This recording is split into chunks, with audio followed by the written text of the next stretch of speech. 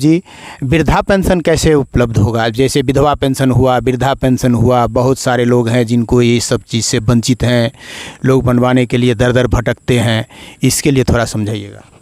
देखिए, वृद्धा पेंशन अगर हम बात करें तो देखिए, बिहार में नहीं, सब जगह स्टेट में 3 टाइप के पेंशन होते हैं जो निसहाय आदमी को दिया जाता है। एक तो होता है वृद्धा पेंशन जो 60 साल से ऊपर के व्यक्ति को मिलता है, जिसमें महिला पुरुष सब होते हैं। दूसरा होता है विधवा पेंशन, जिस महिला के पति की डेथ हो जाती है उनको मिलता है विधवा पेंशन। और तीसरा पेंशन होता है विकलांग पेंशन। तो जो विकलांग है, जो शारीरिक रूप से विकलांग है, विकलांग में उनका शारीरिक का विकलांग का क्षमता 40% अगर विकलांगता है, अगर आप विकलांग है कोई 30% तो उनको नहीं मिलेगा। अब ये हो गए 3 टाइप के पेंशन जो मिलता है आपको, विधवा पेंशन, वृद्धा पेंशन, विकलांग पेंशन। अब आज बात करा है अपने विधवा पेंशन या वृद्धा पेंशन। तो देखिए, विधवा पेंशन के लिए एक मेन डॉक्यूमेंट चाहिए आपको, अपने हस्बैंड का डेथ सर्टिफिकेट। कोई भी महिला अगर विधवा पेंशन अप्लाई करती है तो उनको अपने हस्बैंड का डेथ सर्टिफिकेट देना पड़ेगा। और उसके अलावा विधवा पेंशन की बात अगर हम करें, विधवा पेंशन में आपको जो डॉक्यूमेंट मैं बताऊँगा, इसके साथ आपको विधवा पेंशन के लिए एक डेथ सर्टिफिकेट एडिशनल देना पड़ता है। और विधवा पेंशन में आपको देना पड़ता है एक आधार कार्ड की फ़ोटोकॉपी, एक पहचान पत्र की फ़ोटोकॉपी, एक आधार कार्ड, पहचान पत्र, वोटर आईडी कार्ड, ये 3 डॉक्यूमेंट देना है। उसके बाद महिला या पुरुष जो भी हैं उनका एक फ़ोटो देना है, उनका एक सिग्नेचर देना है। अगर वो सिग्नेचर की जगह अंगूठा का निशान देते हैं तो उनको अंगूठा का निशान, वो पेपर स्कैन होता है जो जमा होता है ब्लॉक में। उसके अलावा 3 पेज का एक फॉर्म भी भरना पड़ता है। अगर आप CSC से अप्लाई करेंगे तो नेट से फॉर्म निकल जाता है, उससे आप अप्लाई कर सकते हैं। और अगर आप ब्लॉक से जा करके, अगर मान लीजिए बिहार में कहीं से भी रह रहे हैं, उत्तर प्रदेश में कह रहे हैं, मतलब भारत में किसी भी राज्य से आप बिलोंग करते हैं, तो वहाँ पे अनुमंडल कार्यालय है, जिला कार्यालय है, जहाँ पे एक RTPS काउंटर होता है। सरकार द्वारा एक काउंटर चलाया जाता है जिसमें आप सरकार संबंधी जो भी आवेदन होता है वो आवेदन कर सकते हैं। तो वहाँ आपको विधवा पेंशन,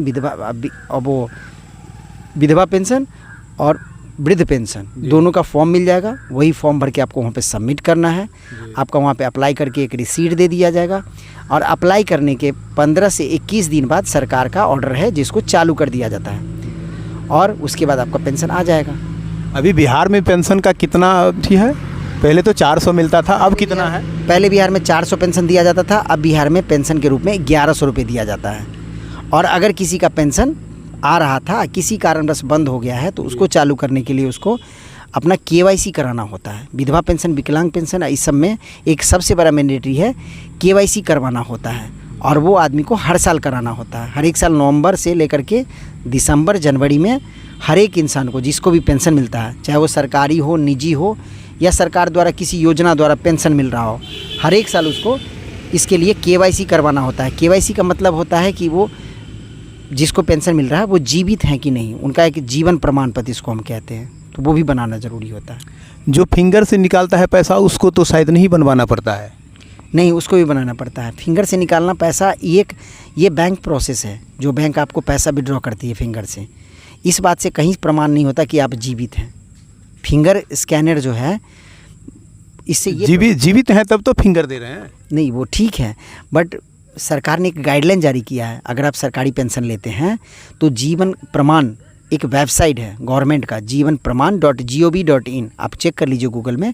उस पे जब आप जाएंगे तो वहाँ पे लिखा जाता है, उस वेबसाइट को बनाने का यही मकसद है कि जब भी आप पेंशन लेते हैं किसी भी कारण से, चाहे आप सरकार के में सर्विस किए हैं, गवर्नमेंट में थे, डिफेंस में थे, मेडिकल में थे, या किसी भी सरकार की योजना के थ्रू आप सरकारी पेंशन लेते हैं, तो आपको हर एक साल में एक बार दिसंबर में आपको ऑनलाइन ये जस्टिफाई करना पड़ेगा उसी वेबसाइट के थ्रू कि आप जीवित हैं। तो जब ही आप ये जस्टिफाई करेंगे, जीवन प्रमाणीकरण करेंगे, तो आपके मोबाइल पे एक मैसेज आ जाएगा कि आपका जीवन प्रमाणीकरण सत्यापन कर दिया गया है, और इसे सत्यापन करने के साथ पेंशन रिलीजिंग ऑफिस को भेज दिया गया है, तभी आपका पेंशन प्रॉपर आएगा। ये तो CSC सेंटर से भी कर सकते हैं? एकदम CSC सेंटर से भी कर सकते हैं, और कई बार को आप अपने मोबाइल से भी कर सकते हैं। जी ठीक है, धन्यवाद सर।